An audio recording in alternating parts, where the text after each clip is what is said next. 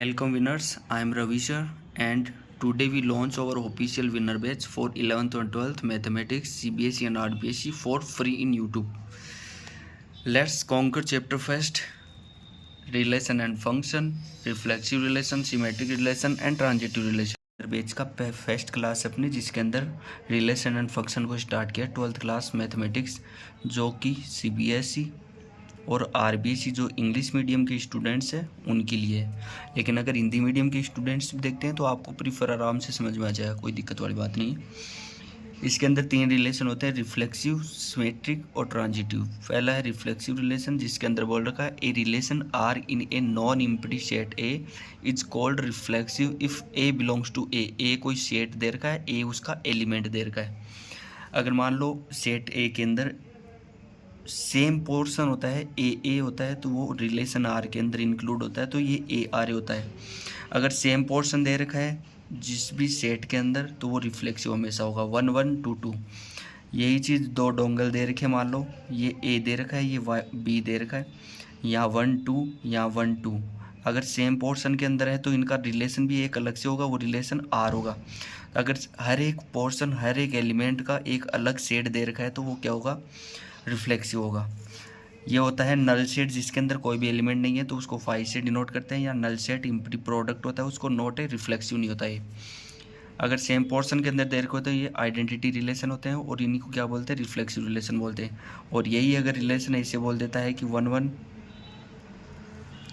2 2 3 3 और 3 2 दे दिया तो इसका मतलब हो गया ये क्या हो गया, ये रिफ्लेक्सिव तो होगा लेकिन क्या होगा, ये रिफ्लेक्सिव तो होगा लेकिन आइडेंटिटी रिलेशन नहीं होगा। आइडेंटिटी का मतलब होता है जिसकी सेम पोर्शन के अंदर एलिमेंट हो, यानी कि सेम चीज़ें होनी चाहिए। ये 1 1 का होना चाहिए, 2 2 का होना चाहिए, 3 3 का होना चाहिए।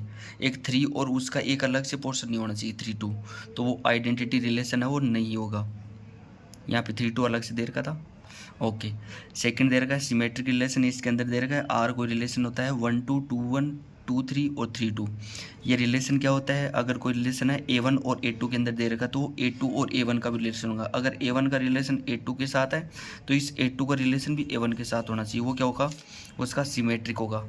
A1 A2 belongs to A दे रखा है, यहाँ पे एग्जाम्पल के दे रहे हो देखें 1 2 का दे रखा है तो 2 1 का होगा, ये क्या होगा, एक सिमेट्रिक होगा।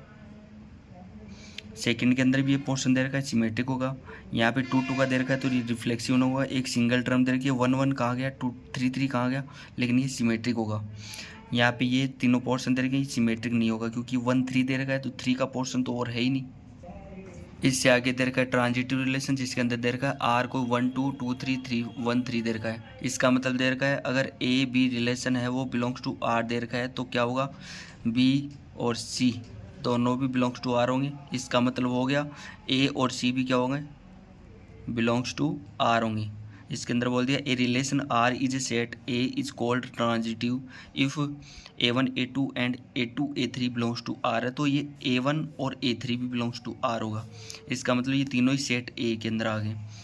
यहाँ से जो भी पोर्शन दे रखा है 1 1 2 2 3 3, ये अगर सेम पोर्शन के अंदर दे रखे हैं तो ये ट्रांजिटिव होगा, रिफ्लेक्सिव भी होगा, लेकिन ये सिमेट्रिक नहीं होगा। सिमेट्रिक क्या होता है, ए का बी के साथ हो तो बी का ए के साथ भी सिमेट्रिक के अंदर होना चाहिए। इक्वलेंस का मतलब होता है ये रिफ्लेक्सिव भी होना चाहिए, सिमेट्रिक भी होना चाहिए और ट्रांजिटिव होना चाहिए। अगर कोई भी रिलेशन है वो अगर तीनों के अंदर होता है कि रिफ्लेक्सिव भी होगा, सिमेट्रिक भी होगा और ट्रांजिटिव भी होगा, इसका मतलब हो गया ये क्या है, इक्वलेंस रिलेशन है।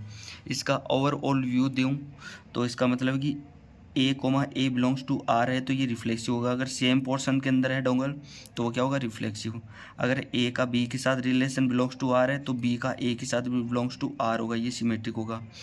यही अगर दे दे ए का बी के साथ बिलोंग्स टू आर है तो बी का सी के साथ भी बिलोंग्स टू आर होगा, तो इसका मतलब होगा ए का सी के साथ भी बिलोंग्स टू आर होगा, ये बिलोंग्स टू आर होगा, ये ट्रांजिटिव होगा। तो ये तीनों चीज़ें आपको याद करने के लिए एक ट्रिक हो गई। ओवरऑल व्यू हो गया, इसका इंट्रो हो गया अपना। कौन से पार्ट का हुआ इंट्रो हुआ है 1.1 का हुआ है। अब जो 1.1 की एक्सरसाइज है इसके बाद वाली वीडियो के अंदर दूंगा, और 1.2 की एक्सरसाइज करने से पहले मैं उनका इंट्रो दे दूंगा। सो अपने यार दोस्तों को भेजें, विनर बैच की स्टार्टिंग हो चुकी है। Thanks a lot.